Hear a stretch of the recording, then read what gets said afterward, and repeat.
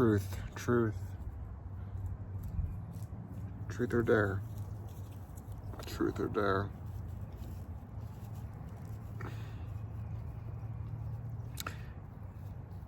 Yeah, we don't play enough truth or dare. Right? Daring is really requesting the things that otherwise you don't have permission to request, you know? I request that you do something entertaining that we normally don't allow. Truth. Say the things that we're not allowed to say. This video, I don't know why I hit record or what this video was supposed to, it wasn't really supposed to be about truth or dare, but maybe there's something there. This video wasn't supposed to be about truth or dare, but maybe there's something there. Charlotte, what are you doing?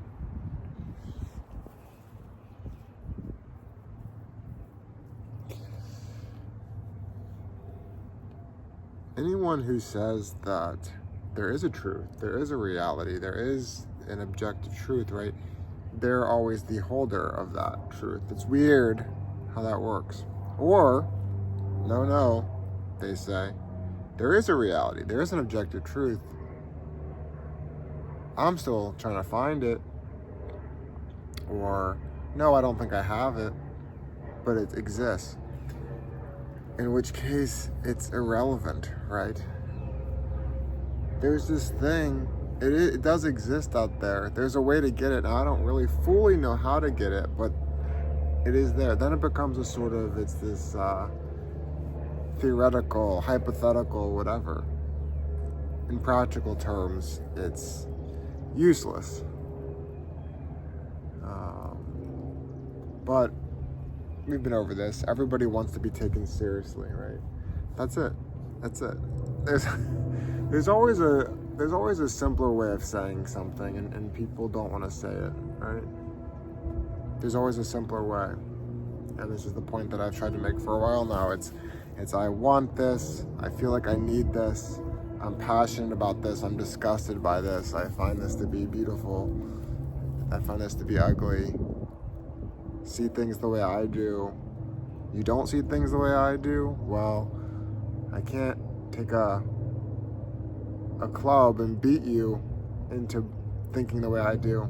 But maybe if I just keep saying things, if I keep making sounds with my mouth, eventually you should see things the way I see them. And then it can be frustrating for some of us, right? That no matter how many movements of our lips, no matter what sounds come out, the other person might, one, still doesn't see it the way you do, or they might not even actually understand. They might not even understand the way you see things, which is worse. Being misunderstood or being told that your version of things is foolish, disconnected from reality. I don't know. But anyway, we live, we suffer, we have some fun, hopefully, then we die and no one remembers us. Uh-oh. Uh-oh. SpaghettiOs. But it's true, right?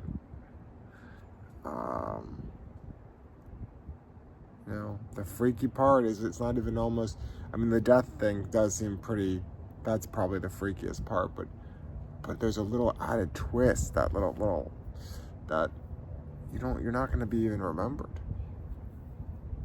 Not for long anyway, right? Not for long. And then of course there's the whole, even if you are, okay, does that really provide any peace? As the great Mike Tyson said, I don't know what he said, there's some video of him and some little girl asking him innocent questions, and he's like, he gives some like very abrasive sort of nihilistic response about like, oh, who gives a fuck about my legacy? You know, why would I give a shit about? Why would I give a shit about that? Yeah, I mean, I guess it's just these arbitrary things that we hold on to feel like we matter, like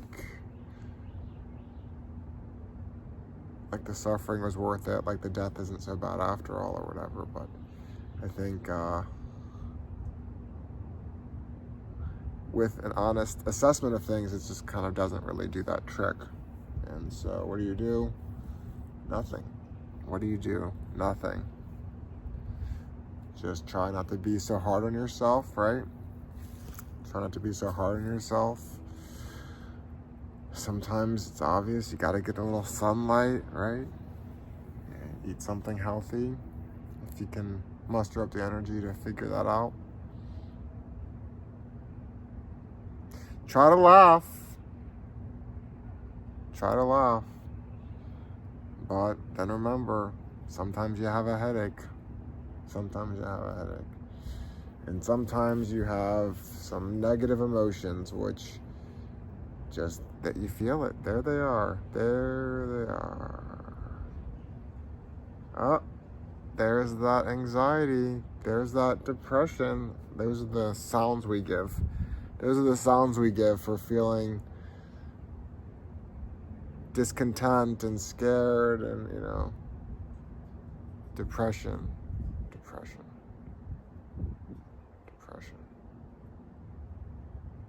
I'm depressed.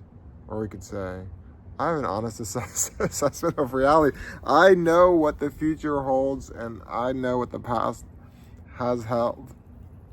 And, but, sometimes it is a little, there's varying things that the word can mean, right? Maybe you really do. Maybe you are just lacking some chemicals that help things feel better, right? Now, does that mean that the right amount of chemicals, is that really what clarity in reality is? Which concoction of chemicals, It's, are you, when you're on drugs even, is that the real you? Is that a fake you? Yeah, people use these words about real. This is what real blank. It doesn't even matter what the thing is. Real. It's all a confession. And I wish we could just own these things more, right?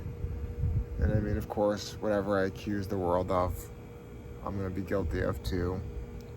But yeah, and what I mean by the words is like, just saying, I like these things. I don't like these things, to stop trying to, maybe we would just be too bored if we stopped trying to convince each other of things, to like and dislike what we like, or to have the same feelings of what feels like a thrill or what feels disgusting or disturbing. Some people, we just naturally have a lot of those things in common. I think that's generally a good thing, right? Those are the people that it's probably the most fulfilling friendships, romantic relationships, and so on, when you just happen to kind of have a lot of those things in common. But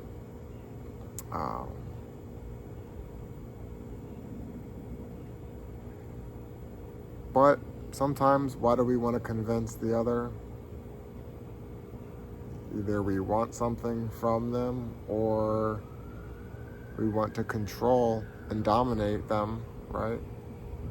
Maybe that's one and the same, wanting something and wanting to control them. I don't know.